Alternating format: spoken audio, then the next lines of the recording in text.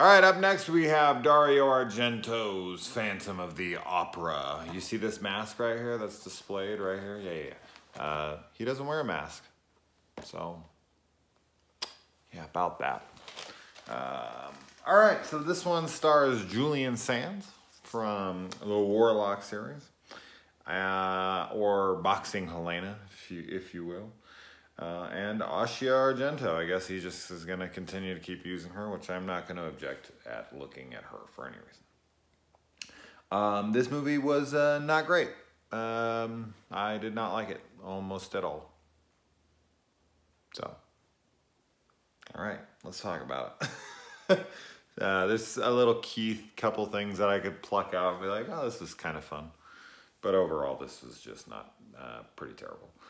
So, we get a Batman Returns opening here, like with the Penguin going down the water down into the sewers, and then the penguins find him and all that.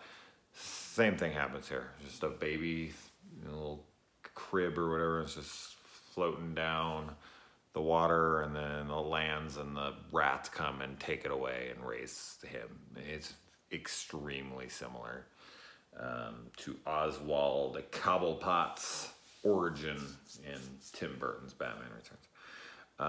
This is a period piece, takes place in 1887. It has some decent opening gore, which was nice. We get to see Asia in this extremely, incredibly revealing white top. You see, like, you can see her, like you can see through mine. Oh, you could earlier. There it is. There's my tattoos. Kind of like that, except for nipples. In case you didn't know what the hell I was talking about. You see how far I'm stretching for positives here? Nipples through a t-shirt. Or, well, not a t-shirt, but a shirt. One thing that, like, Argento's never been great at storytelling all that much anyway. Tenebrae has some. He's just not a storyteller as much as he is a visual director. But it's really bad here. Like, when I was watching this movie, I was thinking about, like, I would love to see how I would have reacted reading a script like this. Like, if I just sat down and read it, I'd be like,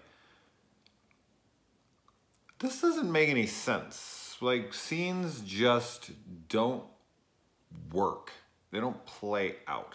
So, like, for instance, the romance in this movie, which is supposed to be the main thing here. Like, this is what we're supposed to be feeling. This is what the story's all about. The romance between the chick and the Phantom. It's not felt at all.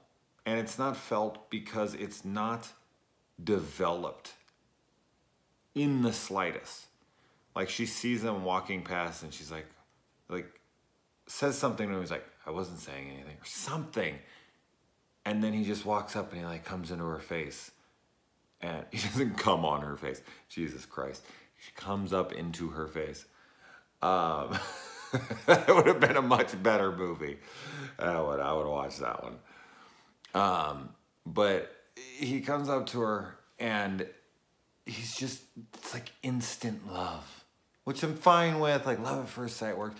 But this is just so forced. It is not realistic or believable at all. And then later in the movie, this guy who's been pining after her the whole time, like, he's all about her, and she's just not into him, and she's into the Phantom. And then the Phantom's like, you need to stay here. And she's like, I don't want to stay here. And he's like, no, you're going to stay here. And then, like, 2 seconds before this, she is infatuated and just obsessed, and they just had this amazing sex, and she was so in love. And then he's like, you're going to stay here. And he, like, grabs her and puts her down. She's like, I hate you and I hate this place. It was like, that was a dramatic turn. She found her hate for him as fast as she found her love for him. And then when she wants to get out of there, that guy shows up who's pining after her. And she's like, oh, my love, oh, you need to take me away from here, my love. And she's like kissing him and loving on him. And then he tries to take her away, and that is all completely forced and out of absolutely nowhere. There's nothing to suggest she had any interest in this guy in the slightest throughout the film. And then he takes her away, and then something happens to the Phantom, and he gets hurt a little bit, and then she's like, oh, my love. And then Phantom's like, take her away. And he's like, all right. And she like has to get in the boat and watch her love die in front of her. And she's screaming, and we're supposed to be feeling this emotion, this moment where she's like so heartbroken. It's devastating. And there's this man that she loves, and the woman he loves is getting away as he's being murdered by these people. I didn't feel a fucking thing during that scene. It was like, is this over yet? Has this ended yet? This is just awful. And I'm not like that usually, but this is bad, man. One thing I remembered from this film, one thing that stuck out in my memory, and it was fun to see again here, was this like little rat car that these guys build. That's such a wacky scene. I wish the film would have been more like that. Just wacky and fun and filled with insanely great visuals. This looked like straight to fucking VHS garbage cinematography, that real stale old shot on video look with like crappy CGI effects thrown on everything instead of like actually filming things correctly. Like, I'm not against CGI. I've said this a million times. It works in certain movies, like Star Wars or something. It does not work in movies like this, especially at this time. Oh God, it was bad.